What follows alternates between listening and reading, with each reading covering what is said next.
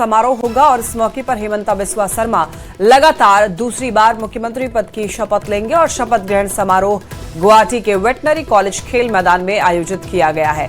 राज्यपाल लक्ष्मण प्रसाद आचार्य सीएम हेमंता समेत अन्य मंत्रियों को पद और गोपनीयता की शपथ दिलाएंगे। शपथ ग्रहण समारोह में प्रधानमंत्री नरेंद्र मोदी मुख्य अतिथि के रूप में शामिल होंगे और सुबह 10:30 बजे गुवाहाटी पहुंचने की संभावना है। समारोह में बीजेपी अध्यक्ष नितिन नवीन, केंद्रीय गृह मंत्री अमित शाह और रक्षा मंत्री राजनाथ सिंह भी मौजूद रहेंगे। इसके साथ ही बीजेपी और एनडीए शासित 22 मुख्यमंत्री और उप मुख्यमंत्री इस समारोह में शामिल हो सकते हैं। तो यहाँ भी देखिए इस शपथ ग्रहण समारोह को भव्य बनाने की तैयारी है। जहां जहां भी भारतीय जनता पार्टी का सीएम बन रहे हैं वहां पर दरअसल बहुत ही भव्य तरीके से शपथ ग्रहण समारोह हो रहा है और जहां जहां पर भी एनडीए की सरकार बन रही है वहां पर शक्ति प्रदर्शन का मौका एनडीए के लिए हो रहा है। गोपालगंज से बड़ी खबर, जहां विधायक अनंत सिंह पर एफआईआर मामले में कोर्ट में सुनवाई आज होनी है। पटना से हाई कोर्ट कई वकील पहुंचे हैं। समर्थकों के हथियार लहराने का यह मामला मीरगंज थाने में केस दर्ज हुआ है और इसी मामले को लेकर के आज कोर्ट में सुनवाई इस मामले में की जानी है। जब हथियार लहराने का एक वीडियो सामने आया था जिसमें नाच गाना हो रहा था और इसी मामले को लेकर के एफआईआर दर्ज हुई थी। गोपालगंज से पूरा मामला सामने आया था। पटना हाई कोर्ट से कई वकील पहुंचे हैं। मुजफ्फरपुर नगर विधायक रंजन कुमार और मुकुंद तिवारी के बीच विवाद अब और ज्यादा गहराता जा रहा है। मुकुंद कुमार की गिरफ्तारी के बाद उनकी पत्नी ने भी विधायक और उनके समर्थकों पर घर में घुसकर मारपीट का गंभीर आरोप लगाया है। घटना का सीसीटीवी फुटेज सोशल मीडिया पर जमकर वायरल हो रहा है और इसी मामले में सोमवार को विधायक रंजन कुमार और उनके समर्थकों ने मिठनपुरा थाने में उपस्थिति दर्ज कराई, जहां उन्हें जमानत दे दी गई। सिटी एएसपी सुरेश कुमार ने यह बताया कि मामले की जांच की जा रही है। मिठनपुरा थाना कांड संख्या 137-26 वादनी पिंकी कुमारी के द्वारा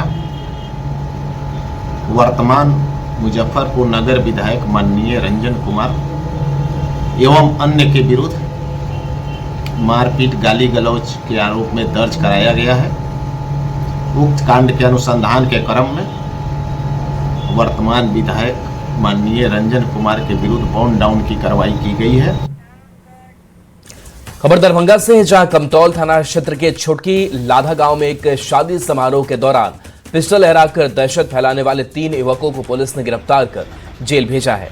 घटना 8 मई की रात की है, जब 3 युवकों ने जबरन शादी में घुसकर डीजे की धुन पर हथियार लहराते हुए जमकर हंगामा किया और लोगों के साथ अभद्र व्यवहार किया। पुलिस ने गिरफ्तार आरोपियों के पास से एक पिस्टल, 2 जिंदा कारतूस और मोबाइल फोन बरामद किए हैं। वहीं इस मामले का एक अन्य आरोपी सुनील यादव अब भी फरार है। जो लोग पिस्टल नचा रहे थे उन लोगों की गिरफ्तारी हो चुकी है और पिस्टल भी बरामद किया गया है, गोली पिस्टल बरामद किया गया है, केस करके जेल भेजा गया है। देखिए, बाढ़ से खबर मिल रही है। 12 से अधिक मामले में कुख्यात 3 लाख का इनामी भूला सिंह को पुलिस रिमांड पर लेने की तैयारी में जुटी है। पंडारक पुलिस रिमांड पर लेने की तैयारी में है। जानकारी के अनुसार देखिए, पंडारक पुलिस ने बाढ़ कोर्ट में रिमांड पर लेने की अर्जी दी थी, जिस पर बाढ़ कोर्ट ने दमदम सेंट्रल जेल को 13 मई तक बाढ़ में पेशी करने की बात कही। भोला सिंह की कोलकाता सीबीआई की ओर से 14 अप्रैल को गुजरात से गिरफ्तार किया था। भोला सिंह सीआरपीएफ में नौकरी करता था। भोला सिंह पर हत्या, रंगदारी, आर्म्स एक्ट, विस्फोटक पदार्थ के कई धाराओं में पुलिस को तलाश थी। खड़े पंडारक थाना में, और पंडारक थाना से एक बहुत बड़ी खबर आ रही है। जो करीब 1 दर्जन से अधिक मामले में जो फरार थे भोला सिंह, उनको रिमांड पर लेने के लिए पुलिस तैयारी कर ली है। आपको बता दें कि पंडारक पुलिस जो है बाढ़ कोर्ट में ये अर्जी लगाई थी कि करीब लगभग 9 से 10 मामले जो पंडारक थाना में दर्ज है उसको लेकर रिमांड पर लेने के लिए भोला सिंह की काफ़ी आवश्यकता है। और कोर्ट ने बंगाल के दमदम कोर्ट को, जेल को, बंगाल के जेल को ये लिख के दिया है कि 13 मई, डेट बता दूं आपको, 13 मई से 13 मई तक भोला सिंह को सशरीर बाढ़ के कोर्ट में उपस्थित करना है। यानी 13 मई, आज 11 मई है और 13 मई को भोला सिंह को बाढ़ के कोर्ट में हाजिर किया जाएगा, जिसको लेकर पंडारक पुलिस पूरी तैयारी कर रही है ताकि सुरक्षा में कोई कमी ना हो। बता दें कि भोला सिंह पर 3 लाख का इनाम भी है और बाढ़ थाना में 3 हत्या के मामले में और पंडारक में करीब 9 मामले में उनकी तलाश थी। 1 दर्जन मामला जो है उनके ऊपर दर्ज है और 1 दर्जन मामले में जो है भोला सिंह की तलाश थी और वारंट जो है पंडारक पुलिस के द्वारा बाढ़ कोर्ट से निर्गत करके दिया गया है बंगाल के दमदम जेल को। और 13 मई जो है वो निर्धारित किया गया भोला सिंह 13 मई को हर हाल में बाढ़ कोर्ट में हाजिर हो। अनिरुद्ध, न्यूज़ 18 बाढ़। खबर झारखंड से, जहां पिछले 2 साल से जेल में बंद पूर्व मंत्री आलमगीर आलम अब जेल से बाहर आएंगे। सुप्रीम कोर्ट से मिली जमानत के आधार पर आलमगीर आलम के जेल से बाहर आने का रास्ता साफ हुआ है। हालांकि जेल से बाहर आने के बाद क्या फिर से वे सक्रिय राजनीति का हिस्सा होंगे या नहीं, इसको लेकर सियासी हलचल तेज है। तो देखिए, आलमगीर आलम जिनके घर से काफी कैश बरामद हुआ था और इस पूरे मामले को लेकर के अब सुप्रीम कोर्ट ने जमानत दे दी है। जमानत के बाद से अब जेल से बाहर आ जाएंगे, लेकिन अब सवाल वही अब सियासी गलियारों में कि क्या सक्रिय राजनीति का हिस्सा होंगे, क्योंकि मंत्री पद पर वो विराजमान रहे थे इससे पहले और मंत्री रहते हैं उनके ऊपर कई गंभीर आरोप लगे। जब छापेमारी की गई तो वहां से पैसे बरामद हुए और इसी मामले को लेकर के पहले निचली अदालत ने इनकी जमानत याचिका खारिज की थी, जिसके बाद से सुप्रीम कोर्ट गए और सुप्रीम कोर्ट की तरफ से अब जमानत मिल चुकी है, यानी कि बड़ी राहत मिल चुकी है और इसके बाद से परिवार वाले भी खुश हैं। मुझे लगता है कि कांग्रेस के आलाकमान तय करेंगे कि आलमगीर आलम को क्या बनाया जा सकता है, क्या नहीं बनाया सकता है। लेकिन इतना है कि कांग्रेस के अंदर में, मंत्रियों के अंदर में खलबली मची हुई है कि वहां पर हो सकता है आलमगीर आलम साहब इरफान अंसारी को हटाकर वो मंत्री बन सकते हैं, क्योंकि इरफान अंसारी कांग्रेस के लिए गले के फांस बने हुए हैं। वो संगठन और सरकार को हमेशा से कटघरे में खड़ा करते रहे हैं अपने बयानों को लेकर। आगामी चुनाव या कभी भी वैसी कोई परिस्थिति होगी तो उन पर कोई रोक थोड़ी है, वो चुनाव लड़ सकते हैं, निर्वाचित हो सकते हैं। तो सक्रिय राजनीति में अब वो दिखाई पड़ेंगे, ये उम्मीद मैं करता हूँ। चुनाव लड़ने का नहीं लड़ने का फैसला ये केंद्रीय नेतृत्व को करना है। हमारा शीर्ष नेतृत्व इस विषय पे सोचेगा। हमारे प्रभारी हैं, प्रदेश अध्यक्ष हैं, आदरणीय कांग्रेस के राष्ट्रीय अध्यक्ष हैं, लोकसभा में विपक्ष के नेता हैं। तो अब इसका फैसला वो करेंगे कि वो चुनाव लड़ेंगे कि नहीं लड़ेंगे। कोई कन्विक्टेड तो वो है नहीं, सजा याफ्ता होने के बाद चुनाव लड़ने पे पाबंदी लगती है। Normally people's of representation act जो है 1951, उसका 8(3) भी ये कहता है कि 2 साल से ज्यादा का यदि सजा सुनाया जाता है और वो कन्विक्ट हो जाते हैं तब उनके चुनाव लड़ने पे पाबंदी हो सकती है। लेकिन वो तो सजा याफ्ता है नहीं, वो तो अंडर ट्रायल है। विष्णुपद कॉरिडोर को लेकर गया में विरोध तेज हो गया है। पंडा समाज, मठ मंदिरों से जुड़े संत और स्थानीय लोग अब खुलकर सरकार के खिलाफ उतर आए हैं। विष्णुपद स्थित विश्राम गृह में आयोजित प्रेस वार्ता में श्री विष्णुपद क्षेत्रीय जन जागरण मंच और विष्णुपद प्रबंधकारिणी समिति ने कॉरिडोर योजना को गया जी की धार्मिक और सांस्कृतिक पहचान पर हमला बताया। विरोध कर रहे लोगों का यह कहना है कि कॉरिडोर के नाम पर सदियों पुरानी वेदियों, धर्मशालाओं और ऐतिहासिक भवनों को हटाने की तैयारी की जा रही है, जिसको लेकर पंडा समाज ने दावा किया है कि फल्गु तट की वेदियां दैवीय स्थल है, जहां पीढ़ियों से पिंडदान और श्राद्ध की परंपरा निभाई जाती रही है। विष्णुपद मंदिर प्रबंधकारिणी समिति के अध्यक्ष शंभूलाल ने कहा कि शुरुआत में हमने कॉरिडोर का समर्थन किया था, लेकिन अब जो नक्शा सामने आया है उससे हमारी संस्कृति और परंपरा को नुकसान पहुंचेगा। हमने किया है, लिखित दिया है, जो भी दिया है उसको स्वीकार करते हुए मैं आज उसका खंडन समाज के बीच में, समाज के हित में उसका खंडन हमने जो है विरोध पत्र माननीय जिला पदाधिकारी को दिया है। बस इतना ही मैं कहूँगा। कॉरिडोर की विरोध की बात है, सबकी संवेदना है, सबका पूर्वजों का, सबका पुरातन व्यवहार और उनकी संस्कृति ध्वस्त होने जा रही है। इस पुरातन संस्कृति को बचाने के लिए विष्णुपद के विकास को केंद्र में रखते हुए अपने सभी सनातन संस्कृति की संरक्षित करते हुए इस कॉरिडोर का विरोध किया जा रहा है।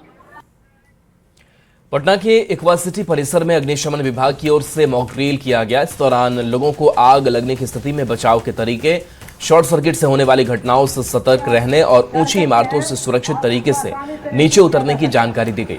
अग्निशमन कर्मियों ने मौके पर आग बुझाने के विभिन्न उपकरणों का प्रदर्शन करते हुए आपदा के समय घबराने के बजाय सतर्कता और समझदारी से काम लेने की अपील की। वहीं डीआईजी सुधीर कुमार पोरिक और डीआईजी मनोज कुमार भी मौके पर लोगों को जानकारी देते नजर आए।